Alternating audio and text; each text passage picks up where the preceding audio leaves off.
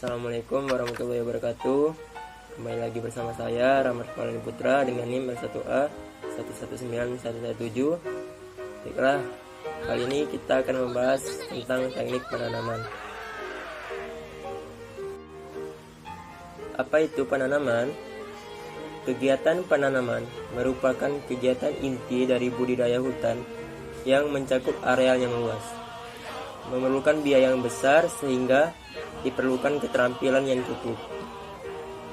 Kegiatan penanaman meliputi pemilihan jenis, persiapan lapangan, penentuan jarak tanam, pemasangan ajir, pembuatan lubang tanam, pengangkutan bibit, penanaman, pemeriksaan pekerjaan, dan evaluasi penanaman. Baiklah, yang pertama adalah jenis penanaman. Ada beberapa jenis penanaman, yaitu untuk penanaman rutin produksi. Kedua, penanaman pengayaan. Tiga, reboisasi atau penghijauan. Empat, konservasi jenis serta rehabilitasi lahan bekas tambang. Adapun tujuan penanaman ialah mendapatkan tegakan yang sehat serta memiliki persediaan tanaman yang cukup di masa yang akan datang. Pemilihan jenis pohon. Faktor-faktor yang perlu diperhatikan dalam memilih jenis pohon yaitu: pertama, tujuan dari penanamannya. Yang kedua, kecocokan jenis dengan tempat tumbuhnya. Yang ketiga, ketersediaan bibit yang akan ditanam. Yang keempat, teknik budidaya telah dikuasai dan mempunyai nilai ekonomi yang tinggi setelah dipanen.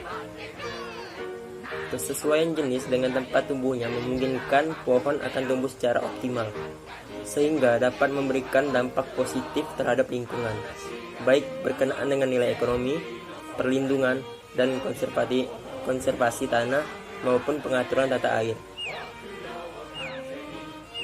Kriteria ketersediaan jenis tanaman. Jenis tanaman yang dimaksud harus memenuhi persyaratan sebagai berikut.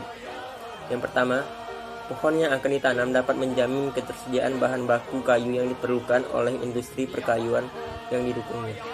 Yang kedua, persyaratan tempat tumbuhnya sesuai dengan kondisi tempat tumbuh pada lahan yang disediakan.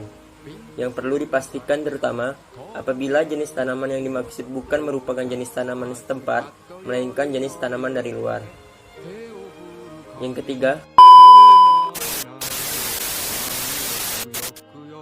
teknik budidayanya cukup diketahui dan dapat dengan mudah dikuasai untuk melaksanakan pembudidayaannya. Yang keempat, bibit atau bahan tanamannya mudah disediakan. Dan yang kelima adalah pohon dapat cepat tumbuh dan tinggi volume maupun nilai kayunya. Penentuan pola penanaman.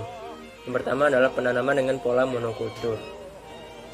Penanaman dengan pola monokultur yaitu penanaman dengan satu jenis tanaman saja. Kelebihan pola ini adalah dengan luasan yang sama akan diperoleh volume kayu yang lebih banyak, kualitas yang lebih baik dan seragam dibandingkan dengan pola penanaman campuran maupun tumpang sari. Adapun kelemahan pola monokultur ini yaitu memberi peluang beradanya hama dan penyakit yang tidak pernah putus, dan juga terjadinya ledakan hama karena persediaan makan tercukupi. Yang kedua, pola hutan campuran. Hutan campuran terdiri dari beberapa jenis pohon dengan masa tebang yang sama atau berbeda, dan memiliki tinggi tajuk yang berbeda pula.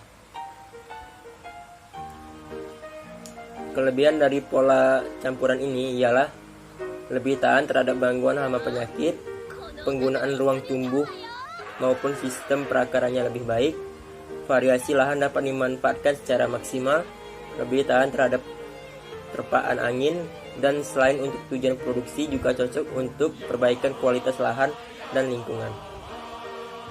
Dan adapun kelemahan dari pola campuran ini ialah dikarenakan masa tebang yang berbeda, jika tidak dilakukan secara hati-hati maka penebangan akan merusak tanaman lain di sekitarnya. Dan yang ketiga adalah pola penanaman tumpang sari. Sistem penanaman tumpang sari adalah tanaman pokok yang dikombinasikan dengan tanaman pertanian atau semusim di dalam satu area. Di masyarakat, pola ini dapat diterapkan di lahan tegalan atau di pematang sawah. Adapun keuntungan dari pola tumpang sari ini adalah di samping mendapatkan hasil kayu, petani juga memperoleh hasil jangka pendek berupa panen dari tanaman yang ditumpang sarikan seperti jagung, kacang tanah, singkong, talas, nilam, dan empon-emponan seperti kunir, jahe, temu ireng, dan lain-lain sebagainya. Pelaksanaan kegiatan penanaman. Yang pertama adalah perencanaan lapangan. Perencanaan lapangan bertujuan untuk menentukan areal yang akan ditanami, serta juga untuk pembuatan batas-batas areal tanaman. Yang kedua adalah pembersihan lahan. Kegiatan pembersihan lapangan meliputi pembersihan semak, perdu, dan pohon-pohon sisa. Pada saat kegiatan pembersihan lahan dilakukan, bahan-bahan yang dapat digunakan untuk membuat anggalan maupun ajer dapat dikumpulkan. Pada daerah yang miring, sisa-sisa tonggak dibiarkan saja untuk menguatkan struktur tanah dan untuk mengendalikan erosi. Penentuan jarak tanam. Ada beberapa faktor yang harus diperhatikan dalam penentuan jarak tanam. Yang pertama adalah tingkat kesuburan tanah. Semakin subur, maka potensi lahan cukup besar menunjang pertumbuhan tanaman. Yang kedua, jenis tanaman yang ditanam. Tergantung pada besar tajuk. Jenis tanaman yang bertajuk lebar ditanam dengan jarak yang lebih besar dibandingkan dengan bertajuk kecil. Tingkat kemiringan lahan. Sedangkan pada tanah dengan topografi berbukit miring biasanya jarak tanaman lebih besar karena harus mengikuti arah garis kontur. Produk akhir usaha penanaman. Pulpen dan kertas dengan ukuran 3 meter x 2 meter. Pertukangan ukuran 3 meter x 4 meter, 4 meter x 5 meter, atau 5 meter x 6 meter. Selanjutnya adalah teknik silvikultur atau tinning atau panen antara. Dan yang terakhir, gulma. Letak barisan tanaman tergantung pada kondisi lahan. Pada lahan datar, maka letak barisan tanaman adalah utara dan selatan. Adapun untuk lahan miring, maka barisan tanaman sesuai dengan kontur. Mengapa jarak tanam harus diatur? Jarak tanam yang teratur akan memudahkan pemeliharaan dan pengawasan, serta memberikan kesan rapi dan bersih. Memberi ruang yang cukup kepada pohon agar dapat memaksimalkan pertumbuhan tajuk, batang, dan akar. Mengurangi persaingan antar pohon dalam mendapatkan air dan makanan dari dalam tanah, sehingga pohon dapat tumbuh dengan maksimal. Mengurangi persaingan antar pohon dalam mendapatkan cahaya dan memperbaiki sirkulasi udara, sehingga batang dan tajuk tumbuh sehat. Mengurangi kemungkinan kerusakan pohon akibat terpaan angin yang kencang. Pemasangan ajir. Adapun tujuan pemasangan ajir yaitu membentuk barisan penanaman yang lurus dan teratur dan menentukan titik tanam. Pengolahan tanah. Cara pengolahan tanah tergantung produk akhir dari usaha penanaman, spesies yang ditanam, penutupan lahan, pola pengusahaan hutan atau HPHTI, HPA atau pengayaan, kondisi tanah atau kerentanan terhadap erosi. Metode pengolahan tanah terbagi menjadi dua, yaitu mekanis dan manual. Pengolahan tanah dilakukan 2 kali, yaitu gebrus 1. Untuk membalikan tanah dicangkul atau digancul sedalam 20-25 cm supaya memudahkan pertukaran udara dan peresapan air. Tanah yang beralang-alang dicangkul sedalam 30-35 cm supaya akarnya terangkat dan dibuang. Selanjutnya dapat dibakar secara terkendali. Tonggak-tonggak dipotong-potong kemudian dibakar secara terkendali. Yang selanjutnya gebrus 2. Untuk menghaluskan tanah hingga siap untuk ditanami. Tanah yang masih bergumpal-gumpal digempurkan sehingga tekstur tanahnya menjadi lebih halus. Pembuatan lubang tanam. Pembuatan lubang tanam menggunakan ukuran yang bervariasi. tujuannya adalah menciptakan kondisi mikro terutama memperbaiki agregasi tanah, seperti jenis tanah atau kepadatan tanah dan ketersediaan tenaga kerja.